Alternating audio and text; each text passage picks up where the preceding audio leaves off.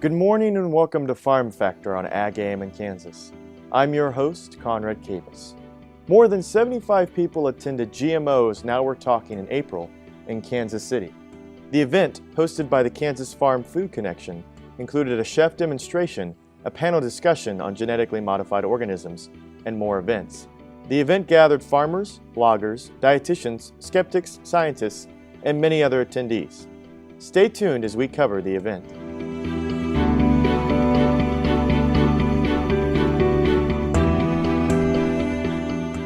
Closed captioning brought to you by Kansas Soybean Commission, the Soybean Checkoff Progress, powered by Kansas farmers.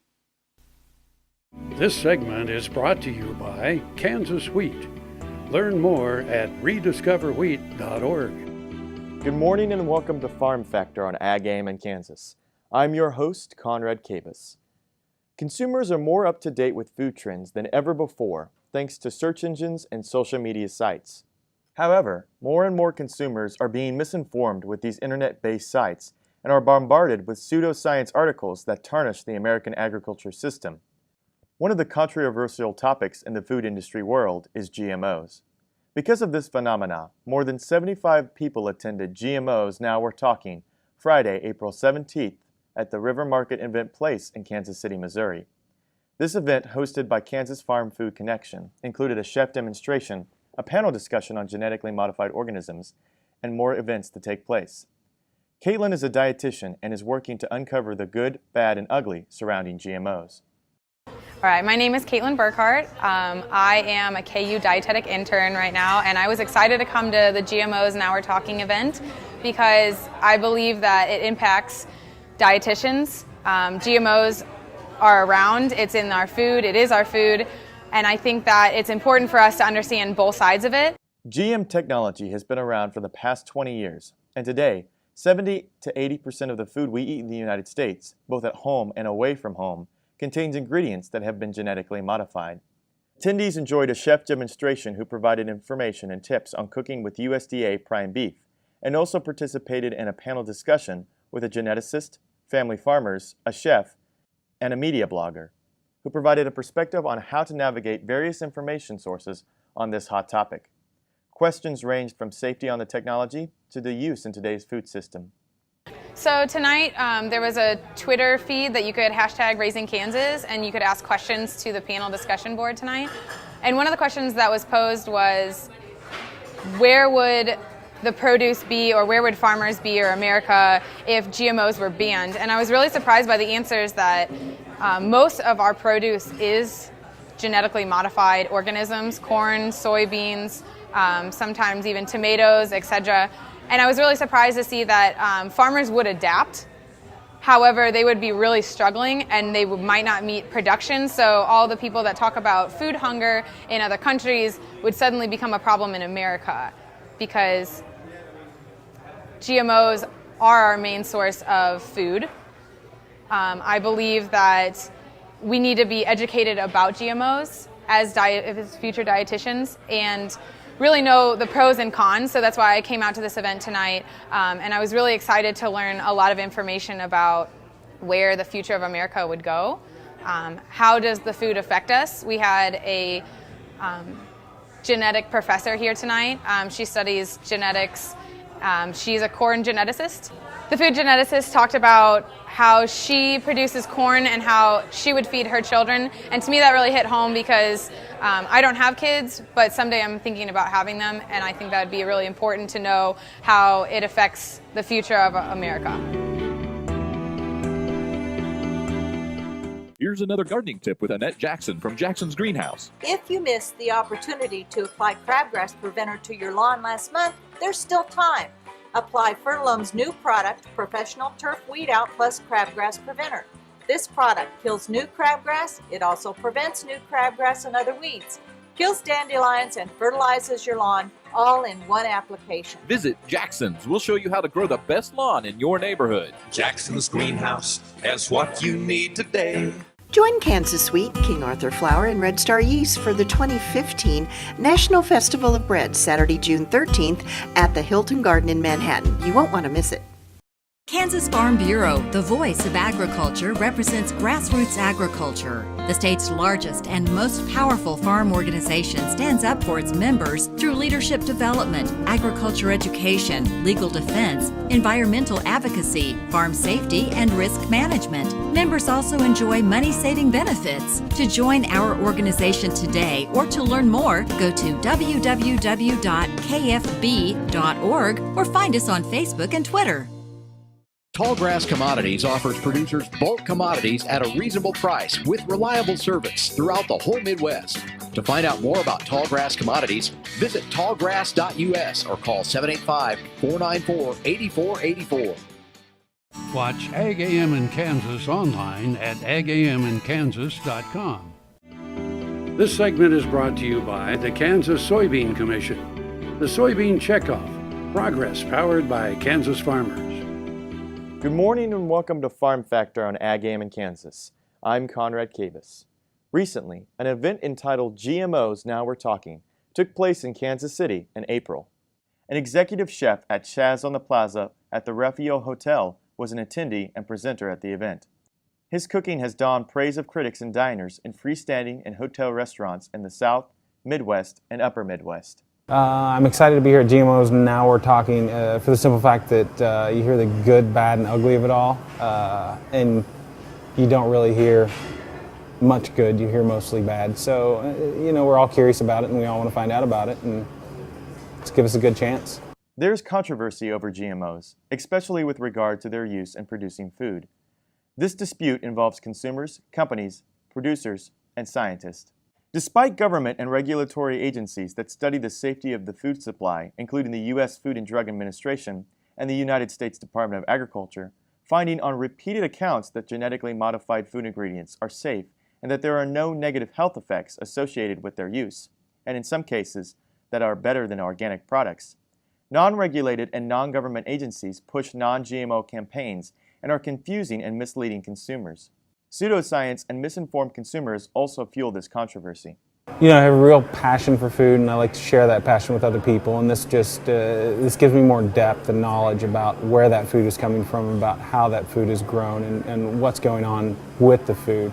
There's GMOs in everything we use, just about. Some of it I think is great, some of it I think is bad, or we're in the dark about knowing whether it's good or bad, what studies have been done, and it's just nice to be able to talk about that and feel educated about it and not feel in the dark or not found it all online, and because you can find just about anything there you want.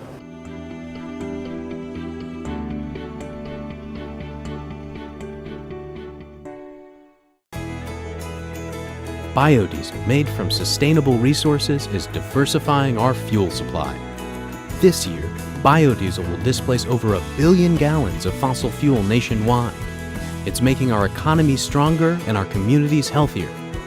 It's working here and across America. Get biodiesel going in your community. Visit americasadvancedbiofuel.com.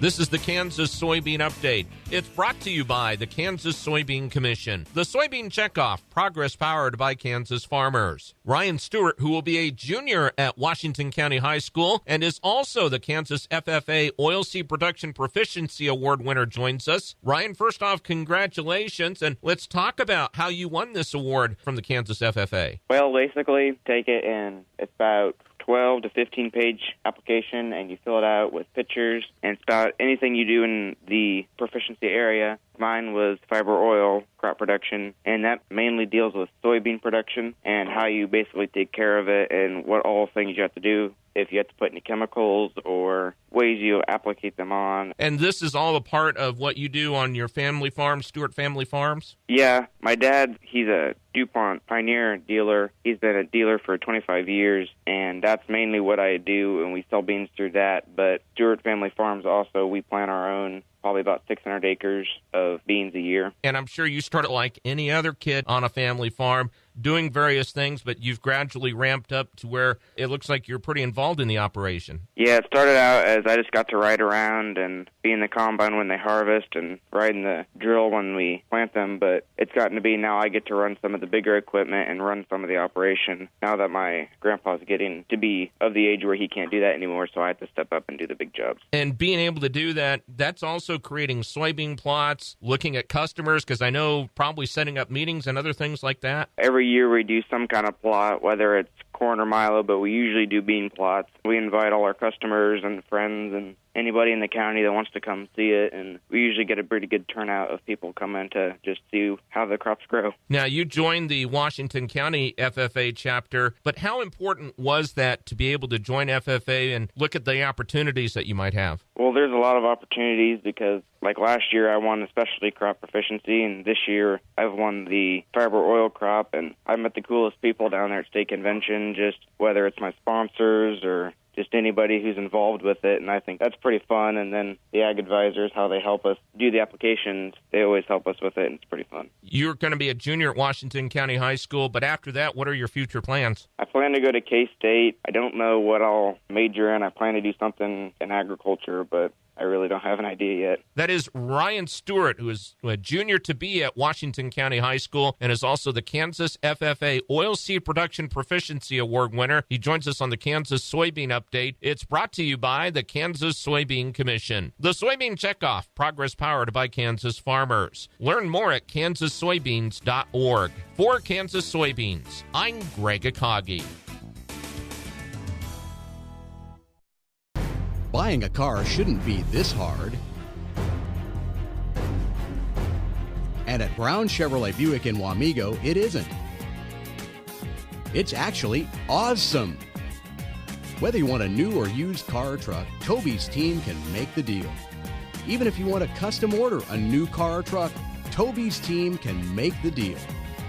See Toby's team at Brown Chevrolet Buick in Wamego. We're awesome. This segment brought to you by Heinen Brothers Ag, farmers helping farmers by offering quality aerial and ground application, fertilizer, ag chemicals, and anhydrous ammonia. Call today to protect your crop yield. More than 75 people attended GMOs, Now We're Talking, in April at the River Market Event Place in Kansas City. The event, hosted by the Kansas Farm Food Connection, included a chef demonstration and a panel discussion on genetically modified organisms. The event gathered farmers, bloggers, dietitians, skeptics, scientists, and many other attendees. Anastasia is a board member of Biology Fortified Incorporated and the co-executive editor of the BioFortified blog. Hi, I'm Anastasia Bodnar. I am very excited to have been part of the GMO Let's Get Talking discussion here in Kansas City. I am a plant geneticist, and I am a board member and founder of Biology Fortified Incorporated, which is a nonprofit organization devoted to providing factual information about genetic engineering and plant breeding. Bodnar has a PhD in genetics with a minor in sustainable agriculture from Iowa State University.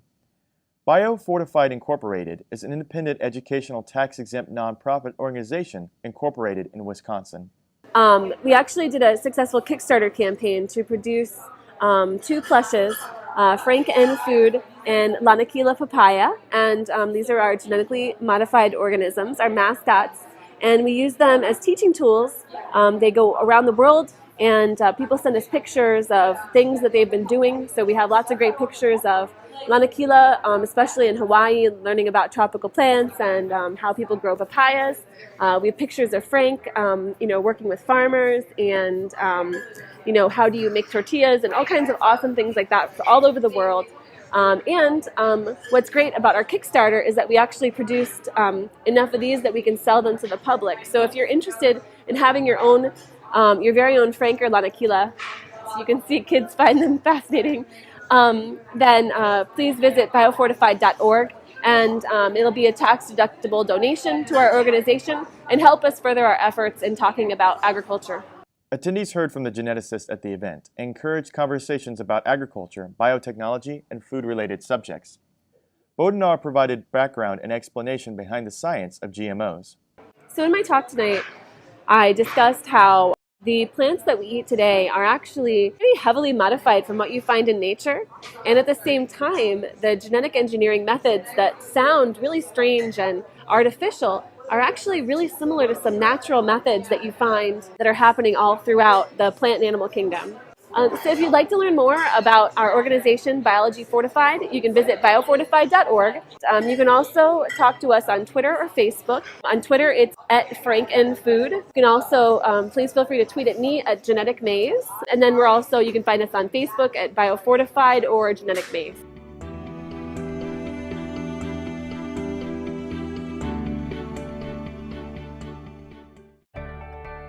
I'm Dr. Frank Lyons, a physician here at Kansas Regenerative Medicine Center. As one of the only standalone stem cell centers in the U.S., we use your stem cells as therapy for arthritis and some autoimmune diseases. I'm Dr. Andrew Pope, here at Kansas Regenerative Medicine Center. Utilizing the latest technology under strict protocols, we're able to harvest your stem cells from your own fat to treat a variety of medical conditions. The best part about it is, it's a same-day surgical procedure and requires no general anesthesia. Valley Vet Supply is devoted to providing information and professional quality products at reasonable prices. Valley Vet Supply. This segment is brought to you by the Kansas Soybean Commission. The Soybean Checkoff. Progress powered by Kansas farmers. Angela Muir is a creative entrepreneur who runs a website called Handmade in the Heartland. She recently presented and attended an event in Kansas City called GMOs, Now We're Talking, in April at the River Market Event Place in Kansas City. Hi, I'm Angela Muir. I am a blogger at handmadeintheheartland.com. I was here tonight at the Kansas Farm Bureau event about GMOs, and I sat on the panel to talk about what I learned on the farm food tour. And it was a really fun experience. The panel's really interesting. Dr. Bodnar, who sat on the panel, was very interesting to hear and listen to.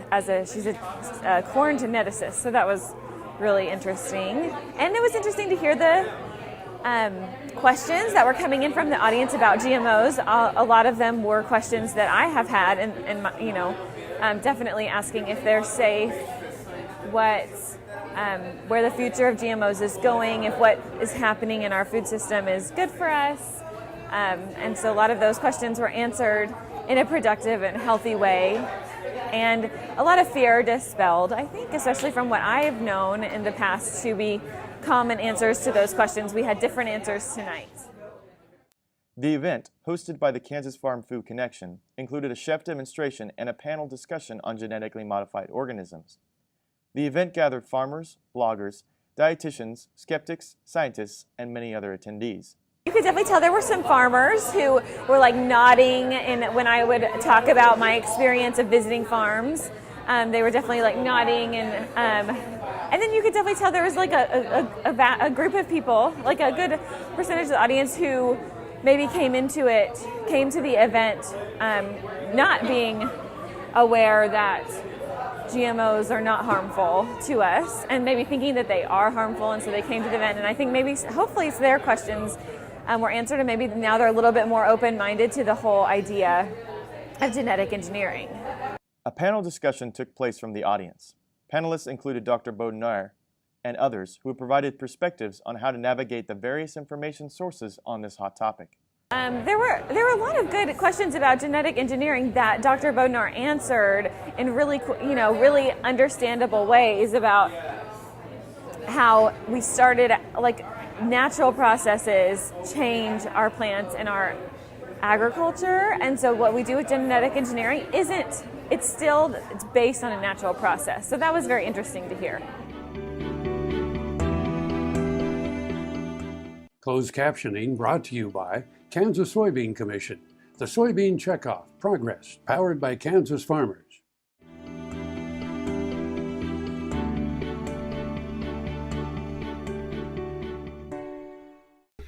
Soil is the life of a farm, and for 25 years, SureCrop Liquid Crop Nutrition has helped growers produce abundant quality crops while preserving and improving the soils they steward. SureCrop offers complete soil and plant analysis with cropping recommendations, delivery direct to your on-farm storage, and quality crop nutrition custom blended for your field. Choose SureCrop for the assurance of excellence for your soil. Call today or visit their website for more information. Kansas Farm Bureau, the voice of agriculture. To join today or for more information, go to kfb.org or find us on Facebook and Twitter. I'm Bob and my wife Mary Mertz. We live in a farm near Manhattan, Kansas, in the Kansas River bottom. Our operation goes by the name of River Creek Farms, and farm with my brother Joe and his wife. We're the fourth generation on the farm, and we're real happy today to come in and talk with people here in Kansas City about how we grow and produce food here in Kansas. Yeah, my background is that I come from an urban childhood. I was born and raised in Chicago, and I have family and friends that still reside there. And on social media, Facebook, and other places, I see a lot of postings that deal with agriculture, but it's from a perspective of those that don't truly understand what agriculture is about. So I felt it really important that I share my story as being married to a fourth-generation farmer for 30 years about the realities of what we do. And I'm really proud about our crop production, our food production, and I think that I feel obligated in some way because of where I live now and farm experience to share that with people that are very far removed from agriculture. We raise two healthy, happy children at our home, and this is a house surrounded by GMO crops, corn on one side, soybean on the other.